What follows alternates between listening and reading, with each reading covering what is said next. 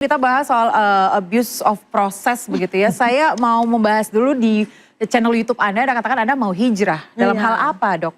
Ya gini, sekali lagi ya saya sampaikan bahwa semua tugas saya dalam penelitian terkait dengan ijazah yang dipaparkan oleh Bareskrim tanggal 22 Mei 2025 ini itu udah selesai. Penelitian saya sekali lagi tepat Agustus tahun 2025 udah saya bukukan, udah saya launching dalam bentuk buku Jokowi's White Paper. Kali ini insya Allah bentar lagi saya akan memberikan hadiah kepada Republik ini untuk ulang tahun ke-81 ya. 17 Agustus 2026 ini nanti buku saya kontroversi vaksin akan saya launching. Ini hadiah. Jadi waktu tahun lalu juga hadiah saya adalah Jokowi's White Paper itu dalam bentuk penelitian dan insya Allah beberapa paper juga akan publish di jurnal internasional ya terkait dengan itu. Jadi hasilnya adalah mengatakan bahwa ijazah Jokowi ini. Ya kalau saya kan domain saya sekali lagi ini saya kan hijrah ya, tapi dengan kan foto. Ya, kan? Jadi domain saya kan di foto ya, dan itu sudah menjadi bukti otentik secara hukum pada CLS Februari 2026. Jadi langkah hukum kami itu adalah untuk membantu Bu Tiva ini hijrah. Jadi gitu.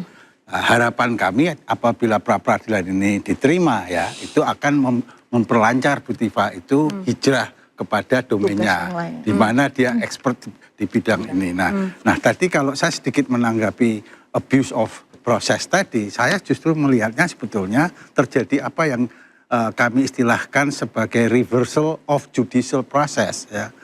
Reversal of pemutarbalikan ya, proses judicial yang seharusnya dijadikan pesakitan kan Jokowi, bukan Bu Tiva ya, gitu loh kira-kira gitu. Dan sebenarnya interupsi, dasarnya apa? Saudara mengatakan seharusnya Jokowi yang dijadikan, enggak, harus ada. Kita kan sama-sama orang hukum, harus ada dasarnya dong. Apa dasarnya Jokowi yang jadi pesakitan? Ini laporan Jokowi, ini laporan Pak Jokowi ditersangkakan, kemudian naik proses menjadi terdakwa. Di mana di dalam perkara ini ataupun perkara lain harusnya Jokowi yang jadi pesakitan? Tadi saudara juga menyampaikan argumen yang liar juga. Saya sudah sampaikan argumen saya. Anda coba jelasin di mana argumennya.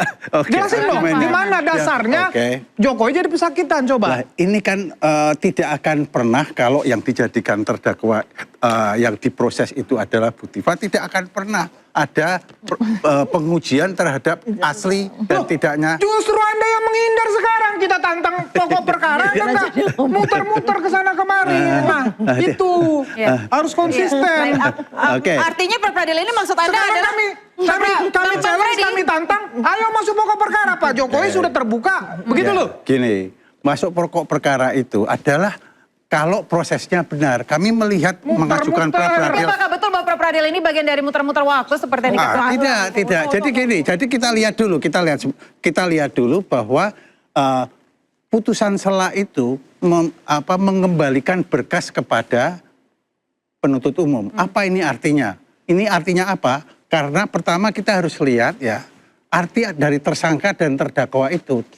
Tersangka itu artinya seorang yang diduga melakukan tindak pidana sebelum diajukannya ke pengadilan. Nah, terdakwa adalah seorang yang tersangka yang dituntut di muka pengadilan. Dengan demikian apabila batal demi hukum, gugurlah label terdakwa pada Bu Tiva. Apakah dia akan kembali menjadi tersangka? Itulah yang merupakan arena pra-peradilan. Apa yang menurut Anda keberatan terkait hal ini, Bang Freddy? Ya. Tadi sudah disampaikan muter-muter, itu pra-peradilan, itu MK juga sudah mengatur bahwa ketika perkara masuk ke pokok perkara itu otomatis gugur. Kan begitu, itu dari zaman dulunya sudah seperti itu. Nah, sekarang nggak begitu lagi. Sekarang masih ada putusan MK bukan? Loh, putusan MK itu kalah dengan adanya KUHP yang baru. Nah, apakah KUHP itu membatalkan itu? Kan tidak ada juga. Ada juga pasal itu di situ. Kan bahwa ketika sudah masuk ke pokok perkara, maka ya pra-peradilan. Pokok perkaranya kan tidak ada, Mas. Pokok perkaranya mana? Oh, sudah dibatalkan surat dakwaannya. Sudah diajukan, Bang Rifat tadi menyampaikan, sudah diajukan. Oke. Diajukan, kemudian kita pra-peradilankan. Hilang lagi pokok perkaranya. Iya, kan tadi sudah seandainya itu oke. Kan tadi sudah saya jelasin juga bahwa prinsip pengadilan memang harus menerima. Dalam KUHP baru sekarang ini ya, pokok perkara tidak bisa berlangsung kalau ada pra-peradilan. Yes. Iya. Ya itu ya. Iya, Nah, jadi ini yang kita tunggu-tunggu ya. Iya, Ini kita tunggu-tunggu. Oke. Baik. Kemudian saya ingin bertanya terkait dengan tanggapan Anda soal hijrah. Apakah tadi dikatakan sudah di-launching buku, kemudian hasil-hasilnya sudah disampaikan dalam buku tersebut, kemudian dikatakan hijrah. Meskipun pengadilan ini terus berjalan, Bang Freddy. Iya, ya saya melihatnya ya sah-sah saja lah. Per hari ini kan Dr. Tiva itu harus kita akuin bahwa tokoh publik.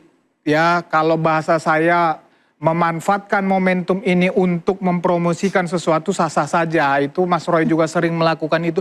Biasa sah-sah saja lah. Saya melihatnya hanya sebatas itu hak dia. Menulis sesuatu, meneliti sesuatu, itu hak dia. Yang tidak boleh itu adalah memfitnah seseorang, menuduh seseorang, ya. Nah, itulah makanya ini masih berproses sampai sekarang dan masih ada, ya, termasuk pra-peradilan yang dilakukan oleh mereka ini, itu juga membuktikan bahwa perkara ini sudah ada. Mau hijrah, mau apapun, ya, mari kita cari kepastian hukum di perkara ini. Ya, Pak Jokowi sudah melaporkan, kemudian beliau siap hadir di persidangan. Ayo kita respon bersama-sama. Makanya kami challenge, kami tantang, ayo.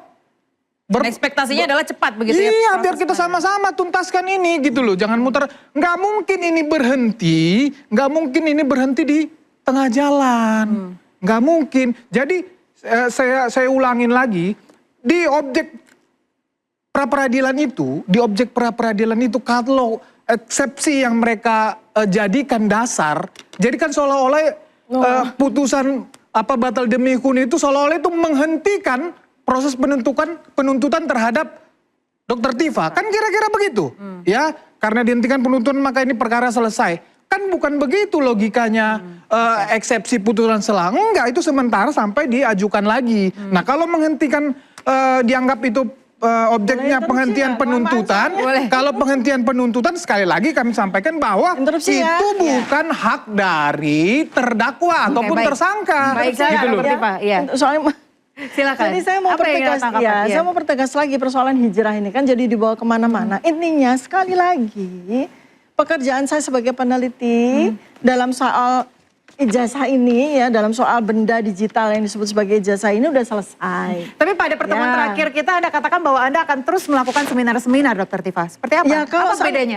Jadi kan kembali lagi saya sampaikan bahwa sebetulnya yang namanya produk ilmiah ini, ijazah ini kalau kita sebut ini sebagai ijazah ya, ini produk ilmiah kan. Produk sebuah aktivitas ilmiah yaitu perkuliahan seseorang menjadi sarjana seperti itu. Nah, ranahnya itu fakultasnya ya untuk menguji apa yang saya lakukan dalam bentuk penelitian saya itu bukan di persidangan tetapi di fakultas, di universitas, di lembaga-lembaga ilmiah. Tapi pembuktian untuk persidangan nanti masih akan tetap Anda lakukan? Oh ya, makanya kan saya sampaikan juga bahwa terkecuali pada persidangan yang memang menyidangkan saya, makanya kita kan akan coba kita perjelas di pra-peradilan. Kalau seandainya sidang berlangsung, ya tentu saja apabila ini kemudian jadi bagian dari pokok perkara ya tentu saja itu akan saya jelaskan. Tetapi di luar tugas saya banyak banget gitu loh.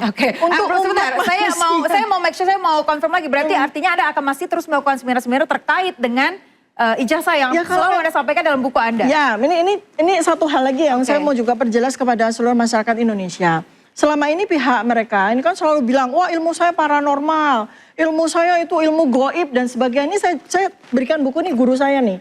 Guru saya yang hidupnya di tahun 1200 ya, namanya Fahrudin Ar-Razi. Beliaulah penemu ilmu fisiognomi. Ya, di dalam salah satu BAP saya lihat itu ilmu fisiognomi saya itu menjadi dasar saya didakwa dalam pasal 32. Ilmu fisiognomi itu dianggap ilmu paranormal. Ini guru saya nih. Dan kemudian dengan teknologi ya yang disebut sebagai facial action coding system yang saya gunakan dalam penelitian terkait dengan foto ini. Nah, inilah kemudian saya enhance ilmunya gitu loh. Bang Freddy, kalau menurut Anda jika seminar ini terus berlangsung, apakah menurut Anda fitnah Jokowi juga akan terus berlangsung? Oh, fitnah ya. Karena Anda selalu katakan bahwa ini adalah fitnah, ini adalah... Ya tentu kami meyakinin makanya di dalam dakwaan yang sebelumnya, ya nanti kita lihat lagi, ini kan rangkaian ya. Oke, baik. Makanya kalau bisa kita Berarti ketika melakukan promosi ilmiah itu ada hal-hal yang ya, biasa itu saja ya? tentu akan dilihat hakim kalau masih terus berproses kan begitu. Nah, ini yang kami sampaikan, tadi juga saya sampaikan, sebaiknya sudah fokus saja di persidangan nanti di pokok perkara. Di situ saja, kalau tadi memang disampaikan, itu kan yang disampaikan Dr. Tifa tadi termasuk pokok perkara ya. Bagaimana beliau nanti membuktikan melalui katakanlah keahlian beliau, silakan saja. Kita nggak, karena ini memang sudah sebentar lagi memang ranahnya di situ. Ya daripada kita terus membangun opini-opini di publik, di masyarakat, lebih bagus fokus kan di pokok perkara. Silahkan nanti kalau memang mempunyai bukti terhadap tuduhan-tuduhan itu memang harus di pengadilan itulah. Baik,